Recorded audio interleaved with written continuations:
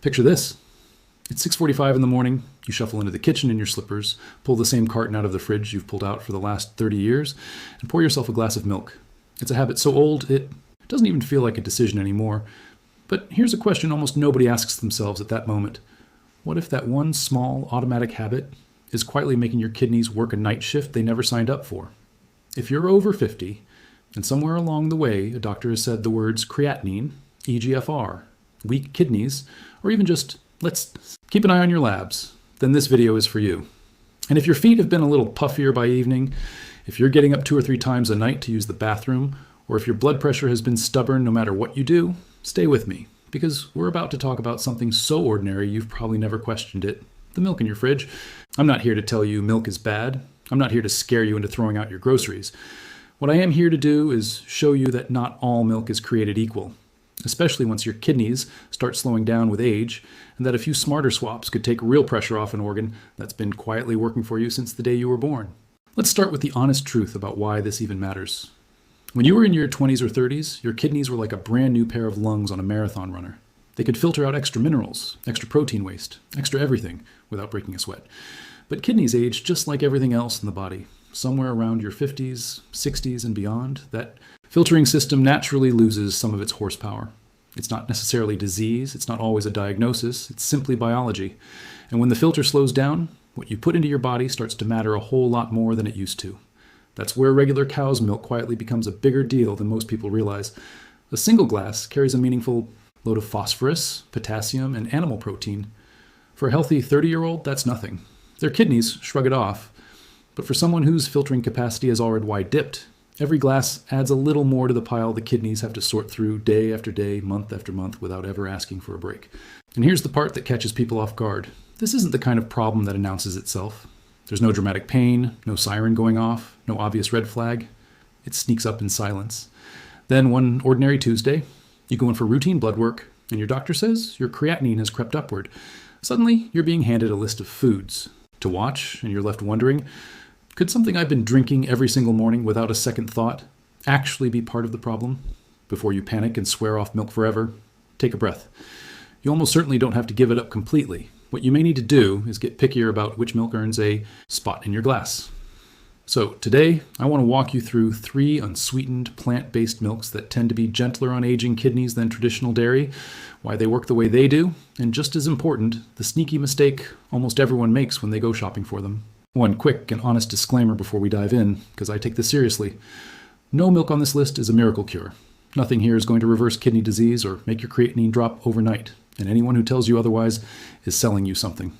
What we're talking about today is the accumulation of small, smart choices, the kind that, stacked up over weeks and months, can genuinely lighten the daily load on your kidneys. As the saying goes, it's better to be safe than to be sorry later. So if you've been told to watch your potassium, your phosphorus, your sodium, or your protein, then what's in your glass every morning is not a minor detail anymore. It's one of the biggest levers you have. Let's get into the list. Choice number 3 is unsweetened cashew milk. I know what some of you are thinking. Cashews? Really?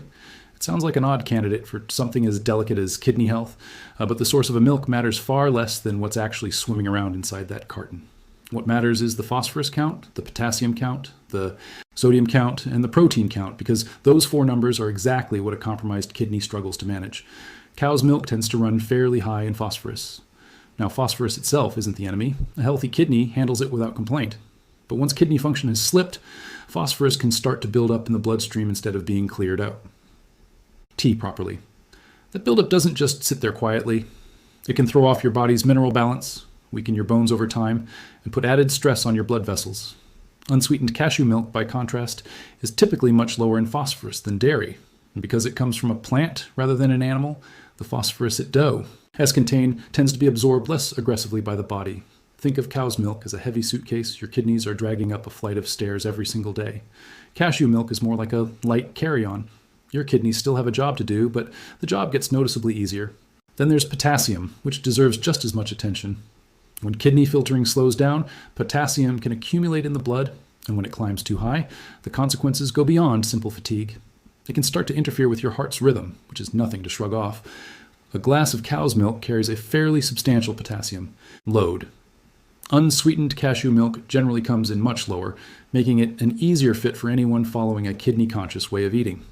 Sodium is the next piece of the puzzle, and it's an easy one to overlook because we tend to think of sodium only in terms of the salt shaker on the table. But sodium hides in drinks, packaged snacks, canned goods, and processed foods just as much as it hides in a heavy hand on the salt shaker.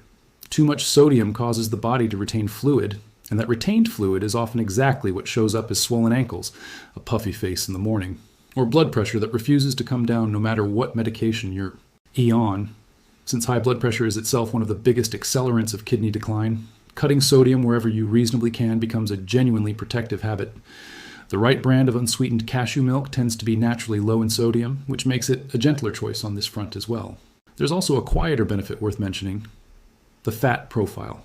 Cashew milk often contains monounsaturated fats, the same family of heart-friendly fats you'll find in olive oil, which may be a kinder option for your cardiovascular system than the saturated fat found in whole dairy milk. And here's why that circles right back to your kidneys. The heart and the kidneys function almost like two roommates sharing the same house. And when one starts struggling, the other feels it too. Healthier blood vessels and steadier blood pressure support kidney function just as much as they support heart function. So anything that helps one tends to help the other.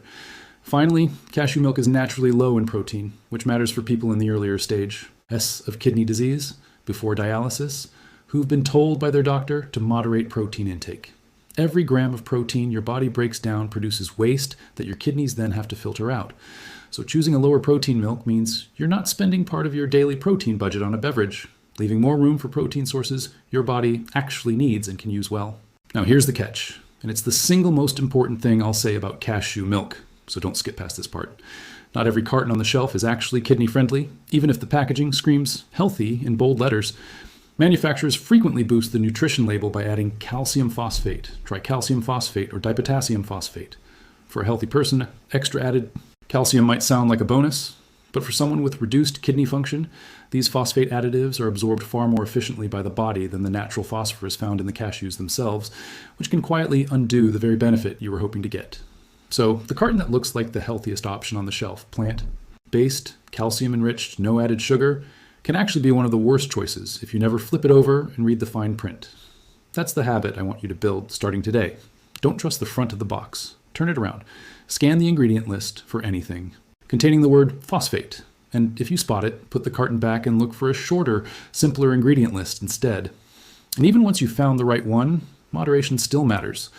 A single cup a day is a reasonable amount for many people, but if your labs are already running abnormal, check with your doctor or a renal dietitian before making it a daily habit. Choice number 2 is unsweetened rice milk, and if you thought cashew milk was gentle, this one might surprise you even more. When people think about swapping out cow's milk, rice milk usually isn't the first name that comes to mind. Oat milk, almond milk, and soy milk tend to get all the attention, but for someone focused specifically on kidney health, rice milk deserves a much closer look because it tends to be remarkably light across the board when it comes to minerals. Remember those 3 numbers we talked about? Phosphorus, potassium, and sodium? Think of a healthy kidney as a diligent gatekeeper, carefully filtering and balancing everything that flows through the bloodstream. As kidney function declines with age, that gatekeeper starts moving a little slower and can't keep pace the way it once could. Every mineral-heavy drink you pour in adds to a workload that's already stretched thin. Unsweetened rice milk tends to run noticeably lower in phosphorus than dairy, and just like with cashew milk, the natural phosphorus from a plant source isn't absorbed nearly as aggressively as the phosphorus found in dairy or in food additives. That distinction matters more than people realize, because when phosphorus accumulates in the blood, the body sometimes compensates by pulling calcium out of the bones to restore balance over months and years. That trade-off can leave bones more fragile and blood vessels under more strain, which is exactly the kind of compounding risk nobody wants to be dealing with in their 60s or 70s, when a fall or a fracture carries so much more weight than it did at 30. Potassium tells a similar story. Rice milk is generally much lower in potassium than cow's milk. If a glass of dairy milk is a large bill landing on your kidney's desk, rice milk is closer to a modest one. It's not nothing, but it's a lot easier to settle. And because elevated potassium often doesn't announce itself with obvious symptoms, sometimes the only way anyone finds out is through a routine blood test. That's exactly why doctors so often bring up bananas, oranges, potatoes, tomatoes, and coconut water in the same breath as kidney care. It's not that these foods are inherently bad, it's that potassium adds up quietly from many small sources at once. Sodium in unsweetened rice milk also tends to run low when you pick the right product, which can support healthier blood pressure and reduce fluid retention.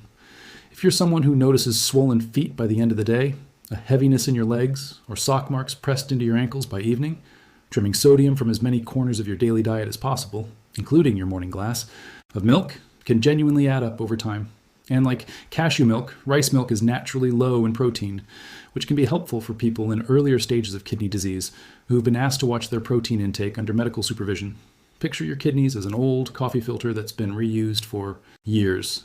It still technically works, but pour too many grounds through it and it starts to strain, slow down, and clog more easily. Choosing a lower protein beverage is one small way to lighten that load. But rice milk has its own trap to watch for, and it's a big one. Many store-bought versions come loaded with added sugar and flavorings, or are heavily fortified with extra minerals. Added sugar is a real problem for blood sugar control, and since diabetes is one of the single leading causes of kidney decline, a sugary, healthy milk can end up working against you in a completely different way than you expected. So the rule stays consistent. Choose unsweetened, choose a product free of added phosphate, and steer clear of anything heavily fortified.